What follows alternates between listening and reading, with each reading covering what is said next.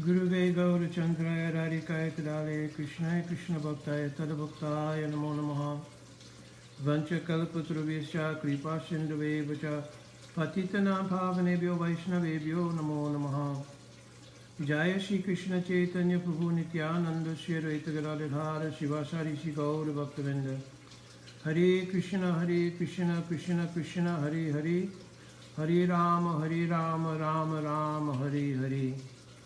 Dandavat Pranam devotees. So this is the maybe I think fourth and probably the last, I believe, necessary installment regarding the idea of Jiva Tattva and the genesis or origin of the Jiva's sojourn in the material world. So I think in the previous three iterations of this, we had already discussed that it's not possible for the Jiva to have fallen directly from the spiritual world. We gave ample evidence of that, and we as well quoted our Mool Praman, which is Srimad Bhagavatam, stating in fact that the Jivas don't have an origin. The Jivas are eternal, right? Mamam Vamso Jiva Loke, Jiva Bhuta Sanatana. The Jivas are eternal energy of Bhagavan. They're the Jiva Shakti, Tatasta Shakti of Bhagavan, like Jivera Srupoya Krishna Nichadas, Jivera Tatasta Shakti Vera Ve Prakash. So the Jivas are a Shakti of Bhagavan, and they are eternal. Their eternal existence is in one of two states. I shouldn't say eternal existence, but their existence is in one of two states. Either their realized state of existence in a relationship with Bhagavan, or in the state of Anadi Bada. And the word Anadi means literally Anadi, no beginning. So that beginningless state of being bound by the influence of the material energy didn't have a genesis. I've already explained from Bhagavad Gita, chapter 13, text number 20, and you can look at it directly, the commentary of Srila Vishwanath Chakravarti Thakur Pad, and he's given a question and answer directly to this fact, that the connection of the Jivas with Prakriti has no beginning, and also it has no cause. Similarly, in the Srimad Bhagavatam, which I've quoted many times throughout, Srimad Bhagavatam, 11th canto, chapter 22, text number 10, Anadi Avidya Yuktasha. So the Jiva's connection with Avidya is Anadi, beginningless. Now, it could be asked, why was it not simply presented like that throughout the historical narratives on Jiva Tattva? Why didn't Al Srila Prabhupada just say that when he came? And what we're going to deal with today is the idea about the Tatashta, and why was there a subsequent evolution to the argument regarding the fact that we had come from the Tatashta region, etc. Why all of that if simply the Jivas have from Anadi Kal been in the material Jagat throughout the cycles of the creation? Why was it not simply explained like that? Well, there could be a plethora of answers to why that was not there. In fact, if you go back in our Goswami Granthas and you look up Jiva Tattva, it was explained like that. So it wasn't like there was no basis for these explanations, but according to time, place, and circumstance, a particular narrative about the Jiva and the origin of the Jiva have been given, especially we can analyze to satisfy two things. One is an explanation of the constitutional relationship that the Atma has with Bhagavan.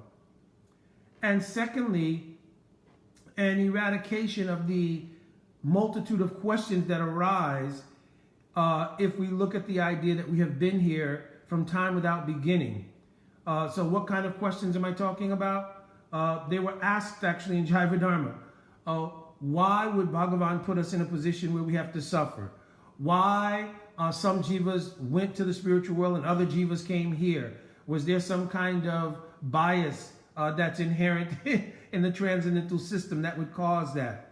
So many questions like that would arise, and perhaps because of the ahamkara of the jiva and the sense of an identity separate from the seva or service to Bhagavan, the idea would arise that somehow or another there was an injustice done to some atmas and not to others.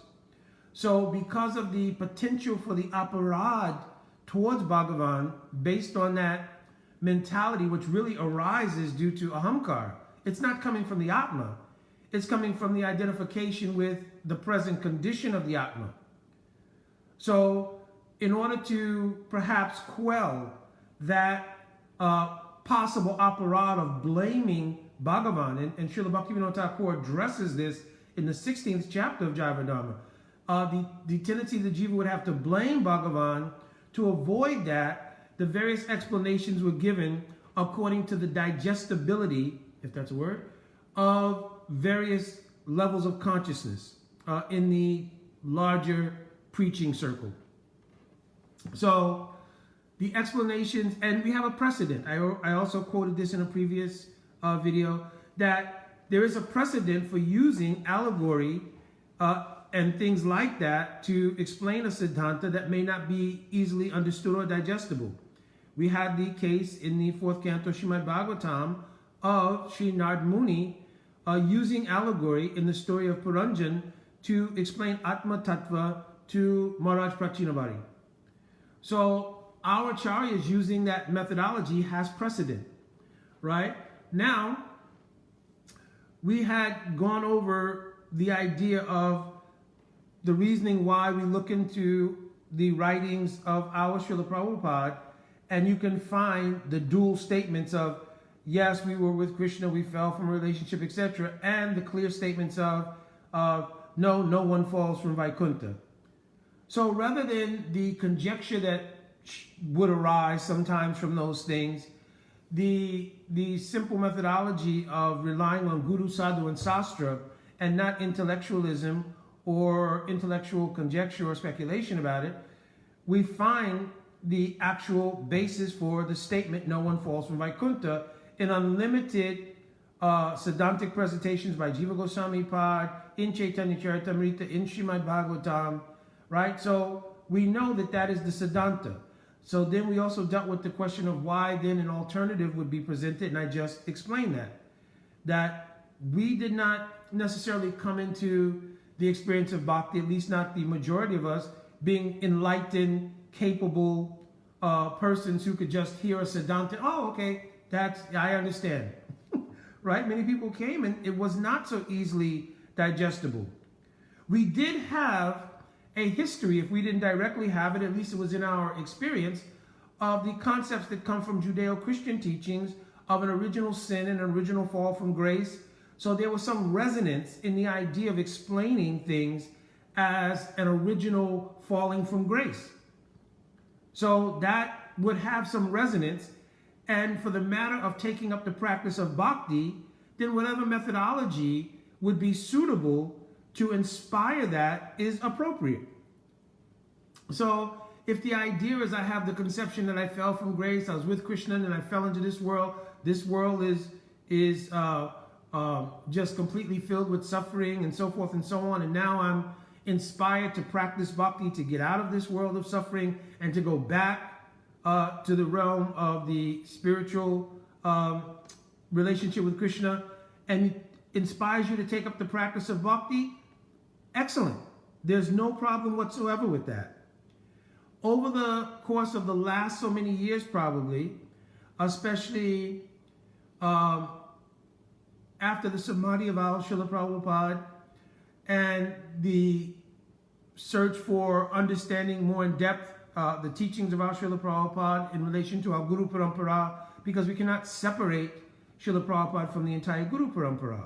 And that also began to happen where, well, what we'll do is we'll take a particular institutional stance on the issue, and we'll just, anything that doesn't resonate with what we understood, that we think we understood rather, that Srila Prabhupada said, we'll just take that and we'll separate all the other teachings of our acharyas and everything else and just take this as our stance.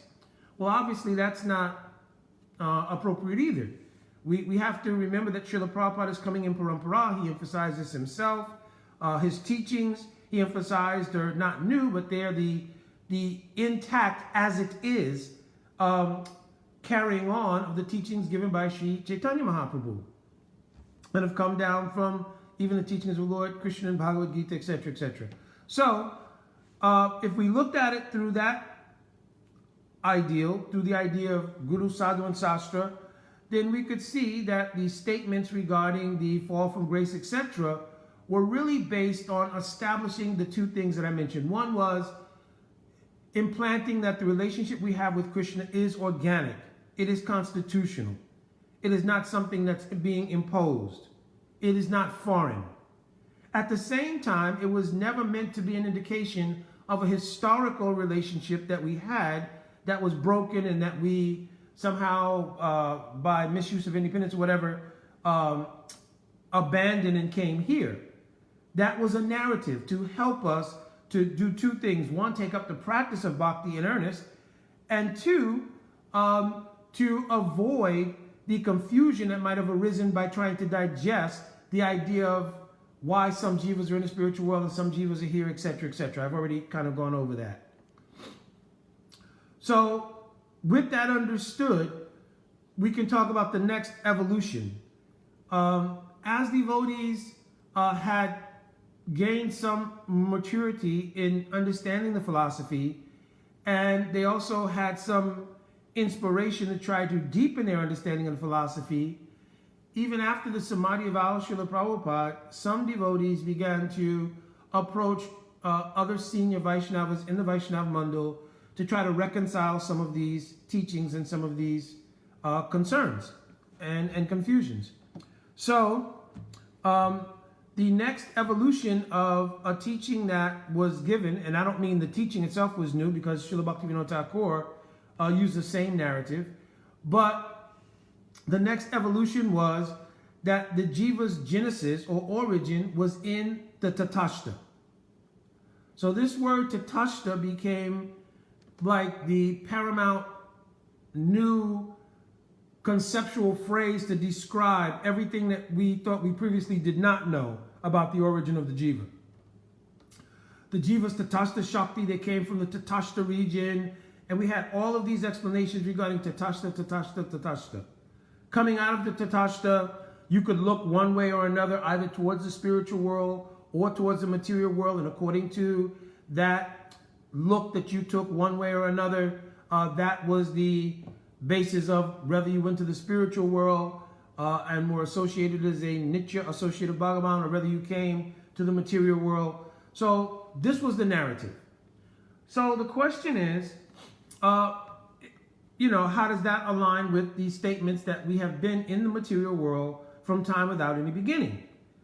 So, and this has come from, also stalwart acharyas in our immediate contemporary Guru Varga, right? And back to Bhaktivinoda Thakur, apparently, right? So first, I need to establish a basis for the authority of whatever I will say going forward. Because, I'm also not in a position to state something, this is the truth, just because I said it's the truth, right? So first, let's take a look at Srila Gurudev, my own Guru Parapadma, Nitya Pravishto Vishnu Pada Paramahamsa, Astotara Sisiman, Srila Bhaktivedanta Narayana Goswami Maharaj.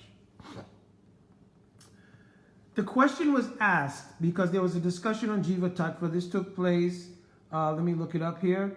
This was a morning walk in June of 2008. And there was apparently a discussion on Jiva Tattva. One devotee is asking, I won't mention the devotee's name. He says, if the Jiva's position is Chit, conscious, transcendental, how is it that he's coming via the Tatastha Shakti, since the Tatastha Shakti is inferior to Chit Shakti? So this is a question, it's a very good question. So, and I'm sure the genesis of this must have been discussions on Jiva Dharma. Srila Gurudev answers him, the Jiva is Chit Shakti. The theory of Tatastha Shakti has been told only as an example. In fact, there is no Tatashta as a specific area between the spiritual and material worlds. Okay, so mic drop, boom, what? Right? Let's deal with that first. In fact, there is no Tattva as a specific area between the spiritual world and the material worlds. Tattva as a line between two worlds is imaginary. Directly from the lotus mouth of Srila Gurudev. Right? Tattva Shakti is also Chit Shakti because Tattva Shakti is also Chit, means it's conscious, it's not inert. So let's begin to deal with that and go back somewhat to the genesis of Tattva Shakti and where the various understandings about Tattva Shakti have originated. So that would be in the 15th chapter of Jiva Dharma, and I will take time to go through some of the aspects here so that things are crystal. So first we have the statement Gurudev saying there is no specific area or place called Tattva as a locale or a region. That concept is imaginary. And it's been told like that in the same fashion of the Jivas having been with Krishna and fallen from grace as a narrative to do two things. Help us understand a constitutional relationship with Krishna and at the same time explain our current condition without having to arouse, which you'll even find in Jiva Dharma is going to come up, arouse the complete spectrum of questions that will arise about why we are placed in a position of suffering, etc., and others are not. Right? So first, let's go and deal with Tattva Shakti and look at the genesis of Srila Bhaktivinoda Thakur's using the idea of Tattva Shakti and how he's explaining it. Jiva Dharma is the basis of it, and it comes in the 15th chapter in a discussion between Brajanath and Babaji Maharaj. So try to follow the sequence. Bhaktivinoda Thakur has written this book called Jiva Dharma, and the conversation is between two personalities. One is aspiring devotee and disciple named Brajanath, and the other is a realized Vaishnava who is Babaji Maharaj. So Brajanath asks about the nature of Jiva Tattva. I'm paraphrasing some things so we can get to the substance. And at one point he says, please be merciful to me and tell me who I really am according to Tattva and why I've come to this world. Right? So that's his question. Now we know there was a similar question asked in Sanatan Siksha by Sanatan Goswami Pad. Keami, kenamai, jare tapatrai. Please, Mahaprabhu, tell me who am I and why I'm suffering the threefold miseries in this material world. Mahaprabhu's answer to Sanatan Goswami was, Jivera Swarup Hoye Krishnera Nityadas.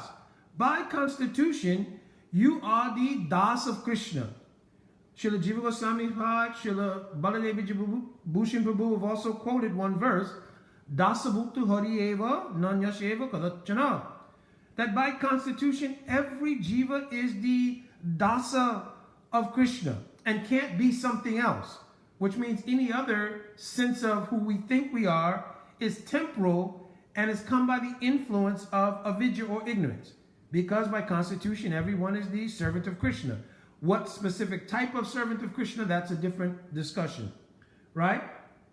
So, now his question is, who am I really and why have I come to the material world? This is the question he asked. Let me finish one thing first. The second part of the answer of Sri Chaitanya Mahaprabhu was, Jivera Tatasta Shakti Ved Abed Prakash. So Mahaprabhu says that the Jiva is Tatasta Shakti, right? He didn't say anything there about a Tatasta region, a Tatasta locale, a midway point between the spiritual and material worlds. He said they were Tatasta Shakti. In other words, they are a Shakti of Bhagavan called his Tatasta Shakti. So the word Tata means a line. And Srila Bhaktivinoda Thakur is going to explain this, but I'm going to paraphrase it so that maybe we can keep moving to so this doesn't become too long, to the significant sections here. So Tata means a line. Sta means in Sanskrit to be situated. So situated in a line or a marginal position between two things is called Tatashta. Right?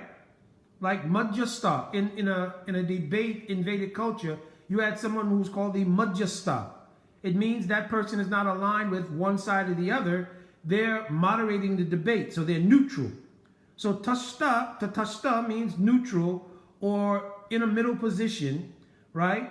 Or in a position where there is not alignment with one side or another, right? So still, nothing here is mentioned about a locale or a particular area. It is a nature of being situated between two things. In this case, tatashta means being situated between the spiritual energy and the material energy. Now again, that is not a locale, that is a nature. So let's go on and read from Jiva Dharma, so it's not so much my input, but directly what Srila Bhaktivinoda Thakur is saying. So when this question is asked by Brajanath, Babaji Maharaj quotes a verse from the Das Mool. Das Mool Tattva, if you don't know, you can look in Jiva Dharma, and the Das Mool are 10 different teachings that are given, which summarize pretty much our Gaudiya theology. They're called Das Mula Tattva. So he quotes the first verse from Das Mula Tattva. I'm not going to quote this verse because I'm going to go down because we need to keep moving. So after he quotes the verse, which essentially gives a description that the jivas are like so many tiny sparks emanating from a blazing fire, etc., etc., Brajanath, who has a background in Vedic study and so forth, he asks, this is an exceptional siddhant, and I would like to hear some Vedic praman or Vedic evidence to support it. Now, this is interesting because Brajanath is asking Babaji Maharaj, what you've explained from Das Mool is perfect. It's clear siddhanta, I understand it. But I want some backing from Ved praman. Again, there are 10 types of praman. Among all pramans, Shabda praman is considered superior. Shabda praman means what has come from Sastra. Right? So he's asking, please give me a Sastra praman, right? Which will also explain the sadhu vakya that you told. Sadhu vakya means what sadhus or rishis have taught. Right? So he's saying, please give me a Vedic evidence for this as well. So then, Babaji Maharaj quotes from the Brihad Aranyakya Upanishad. And he quotes a verse which parallels the verse he quoted from Das Mula, explaining pretty much the same thing. Now, he goes on to continue quoting from the Brihad Aranyakya Upanishad, and in the course of quoting Brihad Aranyakya Upanishad, he comes across a very famous quote from the 4th chapter of Brihad Aranyakya Upanishad, which says, Tajyata mahamatya ube kule anuscharati Purvan chaparan chayevam evyam purusha eta abho antva anusancharati swapnatam cha burattam cha. So he says here, just as a large fish in a river sometimes goes to the eastern bank and sometimes to the western bank, so the jiva being situated in the karanajal, means the causal ocean, what that lies in between the inner and the conscious worlds. He's talking about the causal ocean, right? Also gradually wanders from one bank to the other bank. The place of dreaming and the place of wakefulness. Now, if you will look at the Brihad Aranyakya Upanishad, which I did, I went back and looked in the Brihad Aranyakya Upanishad so I could have context of how and why this verse is being quoted. In that section of the Brihad Aranyakya Upanishad, it is not anything to do with the origin of the jiva. That section of the Brihad Aranyakya Upanishad is describing various states of consciousness of a jiva. Meaning, what is the difference between the state of wakefulness when the jiva is asleep and dreaming, when the jiva is in deep sleep, called susupti, and what is the state of consciousness in the transition from leaving one body going to another? That's what that chapter of Brihad Aranyakya Upanishad is about. So why did Bhaktivinoda Thakur quote it regarding the origin of the jiva? So, then you get it now as Brajanath goes on. What is the Vedantic meaning of the word tatashta? So now Brajanath is bringing into context the fact that Bhaktivinoda Thakur quoted an example to describe various states of consciousness, in particularly to emphasize the position, the tendency of the jiva to be in between two positions. So he described it in this verse that's used as an example of the eastern and western banks of a lake, right? So now, Babaji goes on to describe the space between the ocean and the land is called Tattva, because now he's explaining the word Tatashta. He's giving the etymology and by example, right? The space between the ocean and the land is called Tattva, or the shore. But the place that touches the ocean is actually nothing but land. So where is the shore? The Tattva is the line of distinction that separates the ocean from the land. So let me just paraphrase this and make it simple.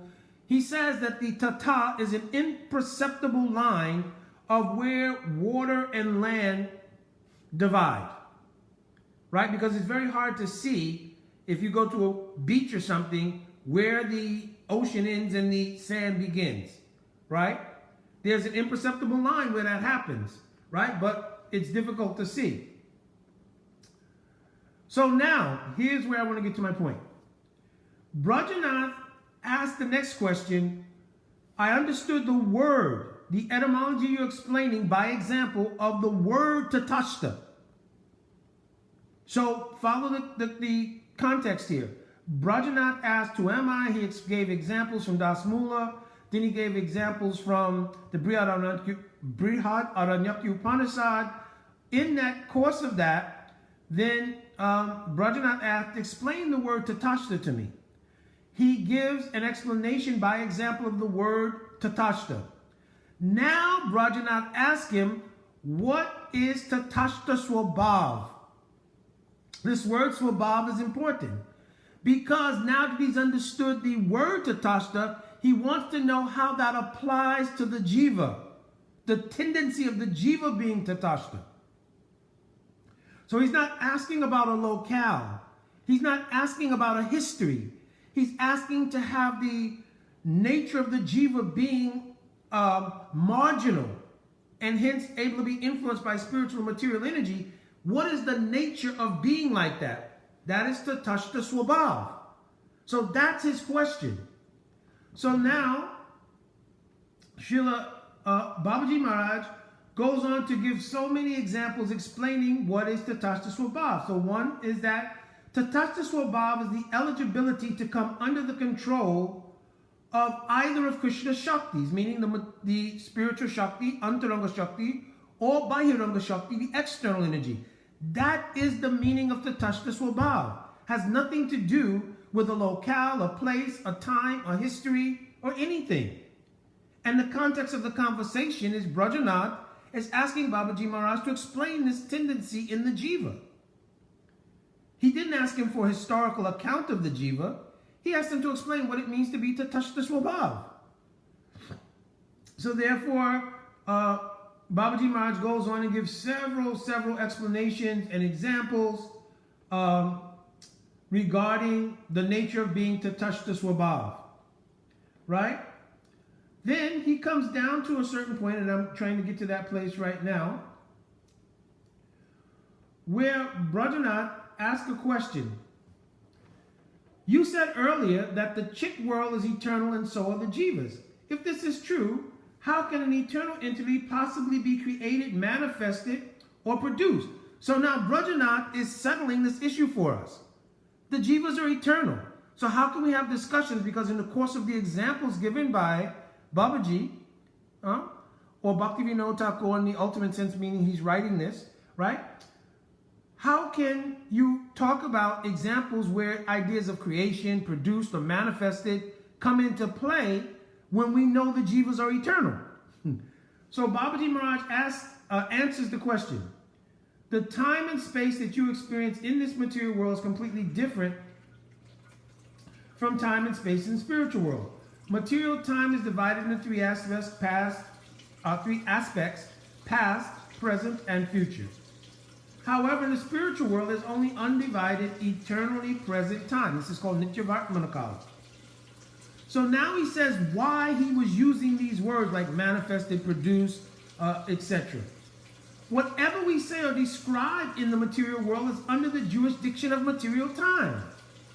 And so when we say the Jivas were created, the spiritual world was manifested, etc., we're speaking like this because our language is infused with the defects of material availability. In other words, we can't give expression to eternal reality by the nature of the language we have here. So Bhaktivinoda Thakur here cites the fault in Prakrit Bhasha, means material language, in being able to express those kind of ideals. So naturally the words created, generated, produced come up.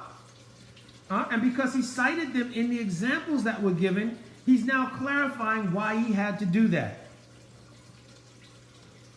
So then he goes on and he explains that all Vaishnavas say the Jiva is an eternal servant of Krishna. That is his eternal nature. So he says this is the constitutional position that we're all eternal servants of Krishna. And that he is now bound by Maya because he has forgotten that eternal nature. So he says everybody speaks like this. But then he goes on to clarify. However, everyone knows that the Jiva is an eternal entity of which there are only two types. Let me read it again. However, everyone knows the Jiva is an eternal entity of which there are only two types, Nitya Mukta and Nitya or Anadi Bhada. There is no third place of the Jiva like a waiting room or a green room or a locale called Tatashta where Jivas are staged and then come out, new Jivas come out in a stage there waiting to come to either the spiritual or material world. So then he goes on to say, I've told everything like this because of one, the limits of language, and two, I've told it as an example. And he cites that this is called Arundhati Darshan Nyaya. Arundhati Darshan Nyaya means to take something, literally, it means to take, if you want to find a certain star in a constellation, you find a bigger star and you point to that star, which is easily able to be seen, and then you say, now look slightly left, and you'll see the smaller one. So this is called Arundhati Darshan Nyaya. The logic of using a bigger star to find a smaller one. I'm just paraphrasing here. So he says, I've used all the examples I've given for this purpose, to give examples to explain what is the Tatva Swabhav. I was not reciting a history.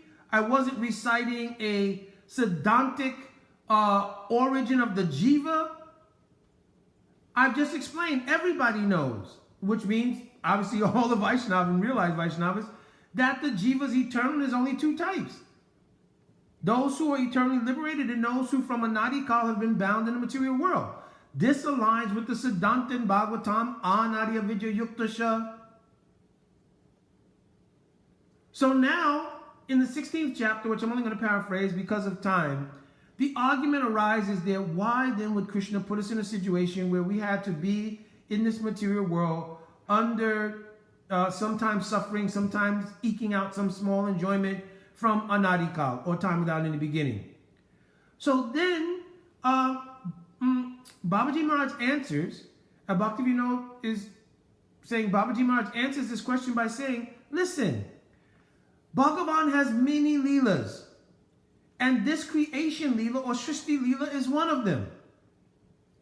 And therefore, again paraphrasing, the Jiva should understand that being in the Shrishti leela of Bhagavan, there is no fault attributed to anybody for that. It is not Bhagavan's fault that we're in the Shrishti leela. It is neither the Jiva's fault. What is the Jiva's fault is the continuum of executing free will that is adverse to the service of his constitutional position of being the Das of Krishna. That's the fault. The fault is not an original fault, like original sin. The fault is a continuum of being Bahira-mukh towards Bhagavan. Bahira-mukh means being turned away or looking towards your own self-interest. That is the fault. That is the inherent fault in Tattva Swabhav. So then the argument could come, well, why would Krishna arrange such a thing?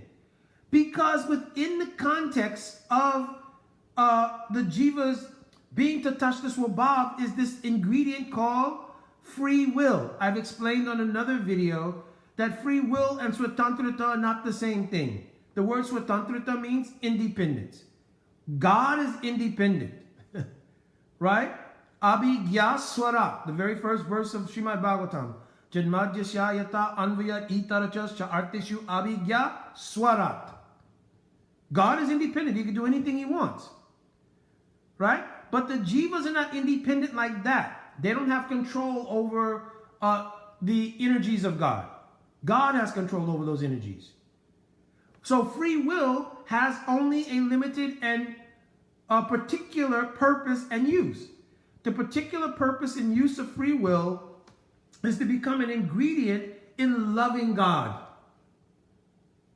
It is one of the ingredients in love because it provides the sense of the freedom to love God. It is not absolute independence. So I've already explained in another video that free will would not have the potency to change the dynamics of the spiritual world and allow you to become illusioned. There is no illusion in the spiritual world. And your free will can't change the dynamics of the spiritual world. I'll give you an example in a material sense. If there is a storm outside and it is raining, we don't have control over material nature. We have free will to go inside or outside, but we can't control nature. So if you're outside, you can't say, by my free will, I don't want it to be raining. You understand? What you do have is the option to go in or out, right? You don't have the free will to change the atmosphere in that atmosphere. Or you can't say, well, since I'm indoors and the rain looks very beautiful and refreshing, I want it to rain inside the house. So your free will has a limitation. It doesn't change things beyond its jurisdiction. So in the spiritual world, you can't change the atmosphere of the spiritual world, which has no ignorance, to allow your free will to be exercised to be in ignorance. That's not logical, it's not sastric, it's not siddhantic. Okay? So, Srila Bhaktivinoda Thakur goes on to explain in the 16th chapter that because this Srishti Leela is one of the Leelas of Bhagavan, and there are jivas here, Bhagavan derives pleasure from the Leela. He's not deriving pleasure, oh, I'm watching jivas suffer and I'm a masochist and I'm enjoying watching people suffering. That idea arises because of ahamkar, false ego. First of all, who's suffering? I've explained this in another video. The Atma actually does not have any suffering. When Jiva Goswami in Paramatma Sandarbha, Anuchad 19 going, but he explains 21 characteristics of the Atma. One of those characteristics is Chid Ananda Atmakam. Then he gives the commentary. Chid Ananda Atmakam means the Atma is conscious, it's not jad, it's not inert. And Ananda Atmaka means Dukkha Pratyogika. There is no misery in the Atma itself. So where does misery come from? The vicarious identification with ignorance. Once you identify with ignorance, right, then misery arises. And the vicarious identification is so strong that we're convinced I am this body. So any pains, pleasures, emotional ups and downs experienced by the gross or subtle body, the identification is so strong, I'm experiencing them as the Atma. But the source of the misery, pain, suffering, or anything else is not actually in the Atma. Therefore, really, technically speaking, nobody's suffering.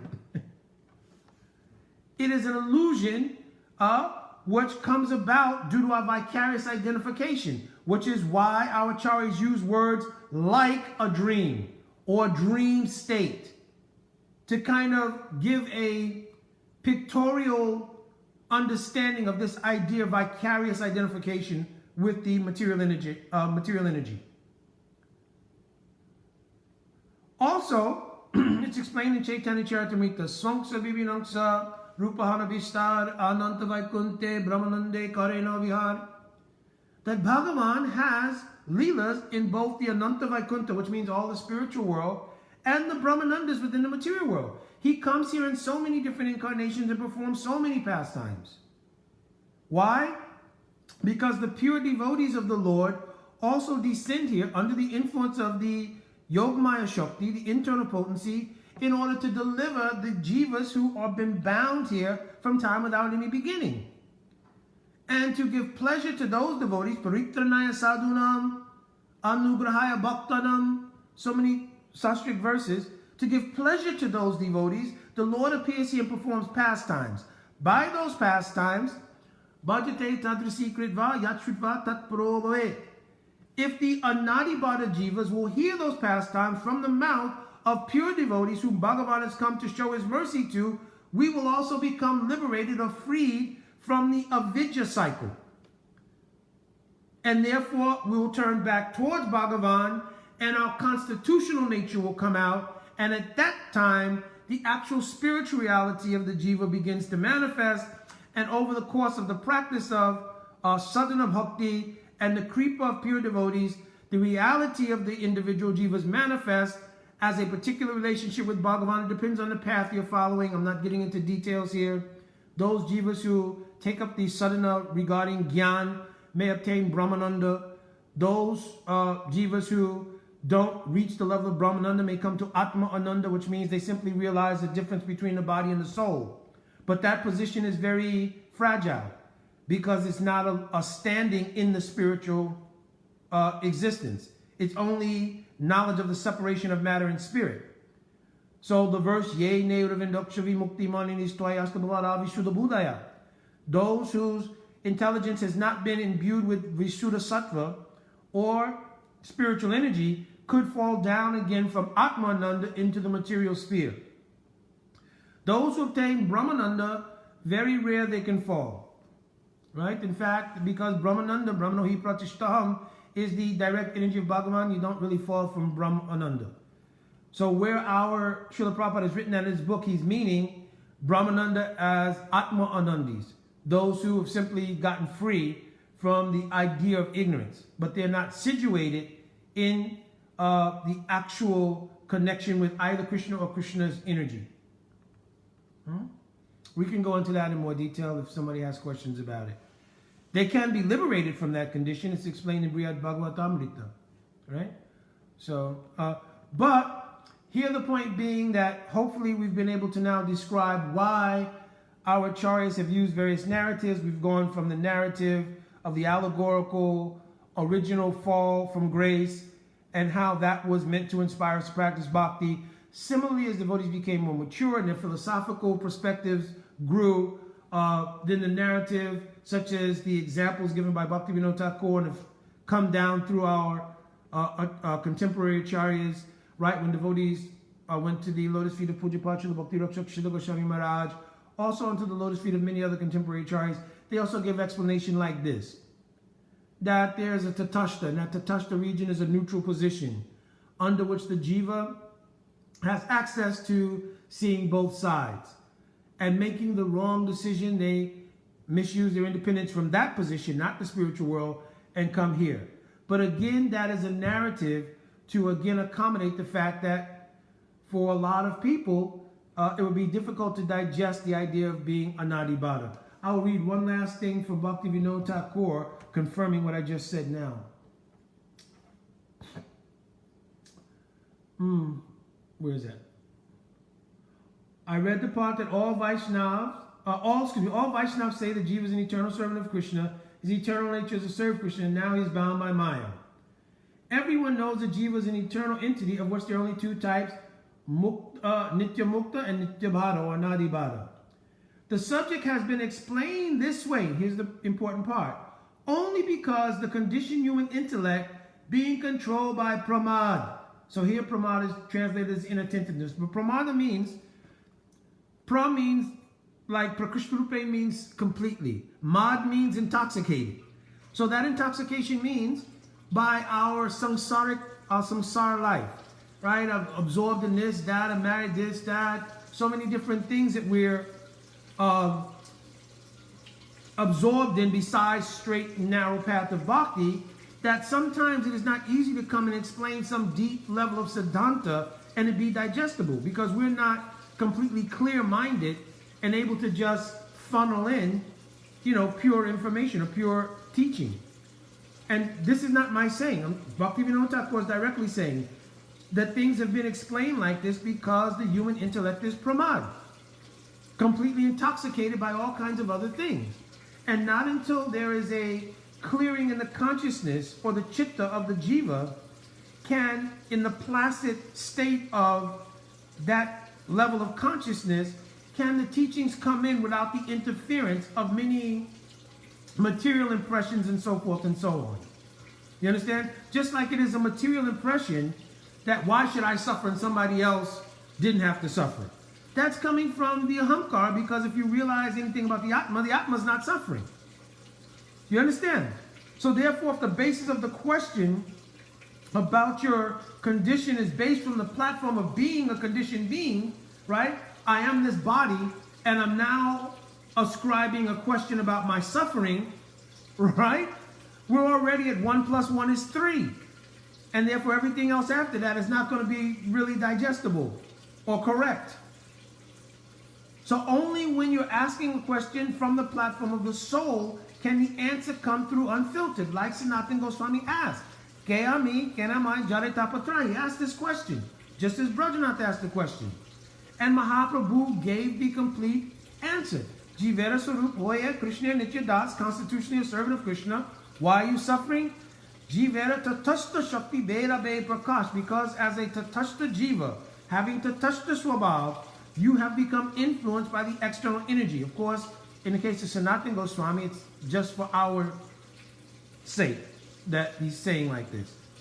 You become influenced by the external energy. Why? Because the jiva has this marginal nature. It is called Tatashta Swabhav. So hopefully this now makes clear that the sort of evolved teaching from falling from grace to falling from Tatashta has now been clarified. Actually, we do not fall from either situation. The jivas have a, from time without beginning, connection with the avidya and maya, and that connection is broken because the word anadi means something that has no beginning, but it does have an end.